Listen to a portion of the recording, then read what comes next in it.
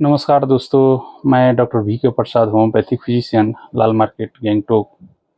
आज हम एक विषय लेकर के बात करने जा रहा हूँ। वो विषय है ब्लीडिंग हेमorrhoids का। ब्लीडिंग हेमorrhoids क्यों होता है, ये पहले हम जान लेते हैं। ब्लीडिंग हेमorrhoids क्या होता है वो भी हम चर्चा करेंगे। ब्लीडिंग हेमorrhoids में होता क्या है, जैसे ये लेट्रिन का रास्ता है। लेट्रिन का रास्ता में ये लेट्रिन यहाँ से पास हो रहा है एनस से। इसमें बहुत सारा ब्लड वेसल्स होता है, ठीक है।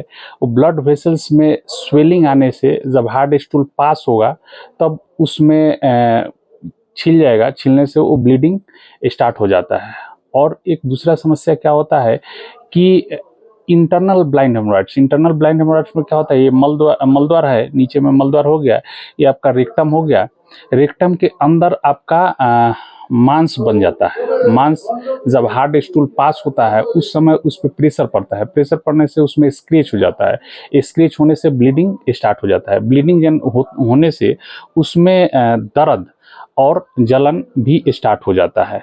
तो जिन आदमियों को ब्लीडिंग हेमorrhoids हो रहा है वो प्रयास करें कि कंस्टिपेशन का समस्या ना हो। कंस्टिपेशन का समस्या होने से उनको तकलीफ होगा, यानी कंस्टिपेशन होगा, हार्ड स्टूल पास होगा, उस समय जो इंटरनल ब्लाइंड हेमorrhoids है उस पर प्रेशर पड़ेगा। जब स्टूल पास होगा, और वो अंदर में ही होता है, अंदर में इस तरह से रहता है, जब स्टूल पास होगा तब उस पर प्रेशर पड़ेगा तो वो छिल जाएगा। छिलेगा तो ब्लीडिंग जाएगा, दर्द जलन स्टार्ट हो जाएगा। ये ब्लीडिंग हेमorrhoids हो गया। अब बात कर लेते हैं नॉन ब्लीडिंग हेमorrhoids, यानी ब्लाइंड हेमorrhoids। ब्लाइंड हेमorrhoids क्या होता है, जैसे एनल रीजन जो है, एनस एनस जहाँ से हम लोग मल त्याग करते हैं, लेट्रिन पास होता है, वहाँ पे मांस के जैसे बन जाता है। 1 2 4 या ज़्यादा भी हो सकता है।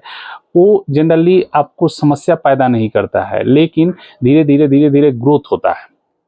तो पेशेंट बहुत पैनिक हो जाते हैं कि ये क्या हुआ है।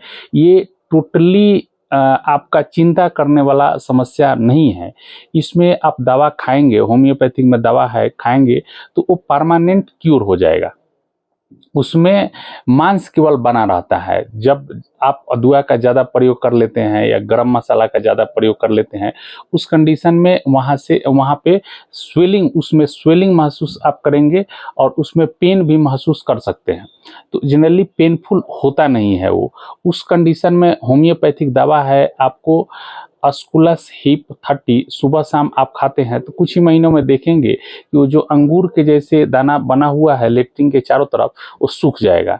इंटरनल ब्लाइंड वैसे ही आप इंटरनल ब्लाइंड हेमorrhoids में आपका दवा है, जैसे एसिड नाइट्रिक हो गया, पायोनिया हो गया, कोलिनसोनिया हो गया, रटैनिया हो गया, ये 30 पावर में सुबह शाम आप प्रयोग करते हैं तो देखेंगे कि वो जो इंटरनल ब्लाइंड हेमorrhoids में जो अंदर में मांस बना हुआ है धीरे धीरे वो सूख जाएगा और आपका हार्ड स्टूल भी आसानी से पास होगा।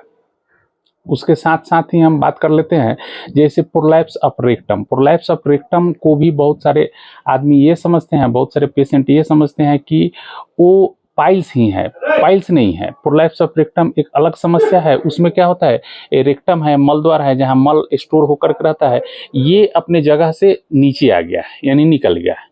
निकलने के बाद क्या होता है, उसमें दर्द जलन स्टार्ट हो जाता है। तो उसमें ग्रेड 1, ग्रेड 2, ग्रेड 3 वैसे होता है। अब ग्रेड 1 में क्या है कि स्टूल पास जैसे ही प्रेशर पड़ेगा तो वो मल द्वार थोड़ा बाहर आ जाएगा। उसके बाद आप हाथ से प्रेशर देंगे तो वो ऊपर चला जाएगा। ग्रेड 1, ग्रेड 2 तक तो प्रेशर से आप उसको ऊपर कर सकते हैं। आफ्टर टॉयलेट आप प्रेशर देते हैं उसमें तो वो अपनी जगह पे चला जाता है। लेकिन ग्रेड 3, ग्रेड 4 में चला जाने पे वो फिर अंदर नहीं जाता है। उस कंडीशन में आप दवा खा सकते हैं।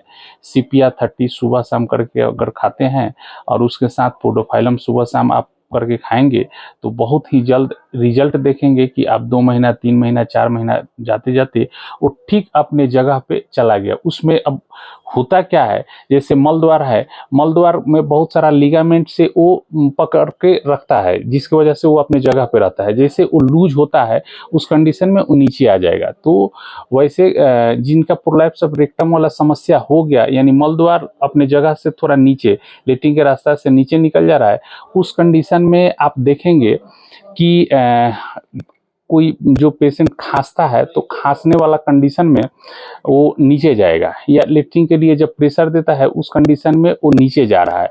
तो आप ट्राई करें कि आपका कॉन्स्टिपेशन का समस्या ना हो, क्रोनिक खांसी ना हो, और दवा आप सीपिया और उसके साथ पोडोफाइलम 30 में सुबह शाम खाते हैं तो बहुत ही अच्छा रिजल्ट आप देखेंगे।